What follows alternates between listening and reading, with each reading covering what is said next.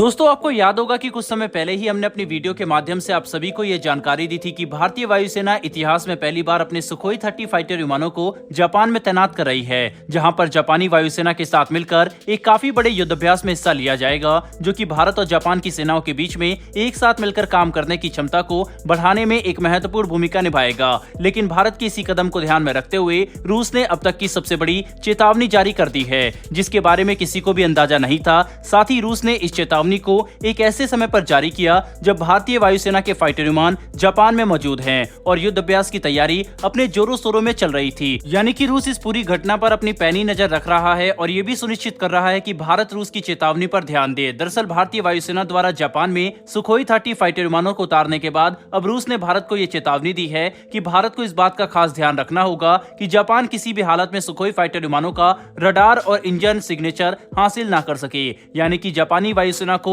Sukhoi fighter विमानों के signature हाथ नहीं लगने चाहिए, जिससे भारत और रूस दोनों के रणनीतिक एडवांटेज को खतरा हो सकता है, क्योंकि किसी भी फाइटर विमान का रडार और इंजन सिग्नेचर काफी महत्व रखता है। ऐसे में अगर जापान सुखोई 30 फाइटर विमानों के इन सिग्नेचर को हासिल कर लेता तो इससे इनके लीक होने का खतरा था। साथ ही इस बात का भी खतरा बना रहता कि जापान इस जानकारी को अमेरिका तक भेज सकता था, जिससे भारत और रूस दोनों के ही पास मौजूद सबसे एडवांस फ्लैंकर विमानों में से एक की जानकारी लीक हो जाती, जो कि हमारी वायुसेनाओं के लिए अच्छा नहीं होता। वहीं पर यह सवाल भी उठता है कि अगर ये बात इतनी ही ज्यादा जरूरी थी तो भारतीय वायुसेना ने इसका ध्यान जरूर रखा होगा। तो हाँ, भारतीय वायुसेना जब भी किसी युद्ध अभ्यास में अपने सुखोई 30 या फिर किसी भी फाइटर विमानों को लेकर जाती है तो हम इस बात को ध्यान में हमेशा रखते हैं कि हम हमारे फाइटर विमानों के रडार को ट्रेनिंग मोड में रखें, जिससे उस फाइटर विमान के सेंसर कैपेबिलिटी काफी कम हो जाती है और दुश्मन के रडार हमारे फाइटर विमानों की असली क्षमता का अंदाजा नहीं लगा पाते। दोस्तों एग्जाम्पल के लिए, जब अगस्त 2008 में भारतीय वायुसेना ने अपने सुखोई 30 फाइटर विमानों को अमेरिका के लास वेगास के पास नेलिस एयरबेस में हो रहे रेड फ्लैग एक्सरसाइज में भाग लेने के लिए भेजा,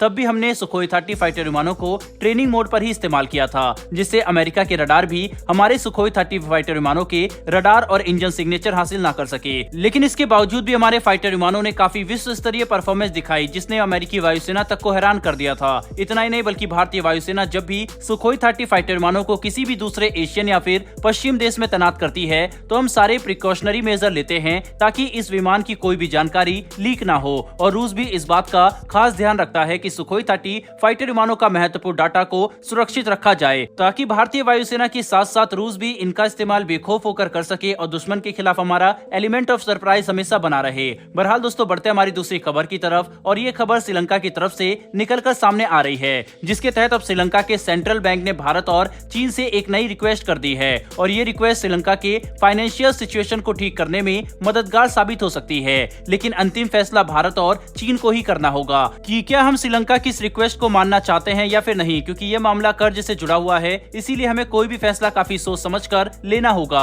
दरअसल श्रीलंका ने भारत और चीन से ये डिमांड की है कि हम श्रीलंका को दिए गए कर्ज में कटौती करें और इस फैसले में जल्द से जल्द अमल किया जाए, वरना श्रीलंका की आर्थिक स्थिति कभी भी सुधर नहीं पाएगी, क्योंकि श्रीलंका पर काफी सारा कर्ज है और अपने इतिहास के सबसे खराब आर्थिक संकट से लड़ते हुए श्रीलंका ने इन सभी लोन पर डिफॉल्ट कर दिया, यानी कि खुद को दिवालिया घोषित कर दिया और ये बात साफ कर दी कि वह कोई भी लोन नहीं चुका सकता। लेकिन जब श्रीलंका आईएमएफ से मदद मांगने पहुंचा तब आईएमएफ ने यह बात साफ कर दी कि वह श्रीलंका की मदद सिर्फ तभी कर सकते हैं जब भारत और चीन अपना लोन श्रीलंका पर कम कर दे, जिससे इस बात की संभावना बढ़ जाएगी कि श्रीलंका आईएमएफ से लिया गया पैसा वापस कर देगा, वरना इस बात की संभावना काफी कम होगी कि श्रीलंका की स्थिति कभी भी सुधरेगी। वहीं वह इस नए बेल आउट पैकेज पर भी डिफॉल्ट नहीं करेंगे। ऐसे में अंतिम फैसला भारत और चीन को ही लेना होगा कि क्या हम अपने कर्ज को कम करेंगे या फिर नहीं। तो दोस्तों, आपको क्या लगता है कि जिस तरह से भारत ने कई बिलियन डॉलर की मदद श्रीलंका को भेजी और आर्थिक संकट से लड़ने में इतनी सहायता की, क्या हमें बड़ा दिल दिखाते हुए अपने कर्ज को कम करना चाहिए या नहीं? अपनी राय कमेंट बॉक्स में लिखकर जरूर बताइएगा। साथ ही हमारी आने वाली ऐसी वीडियो के लिए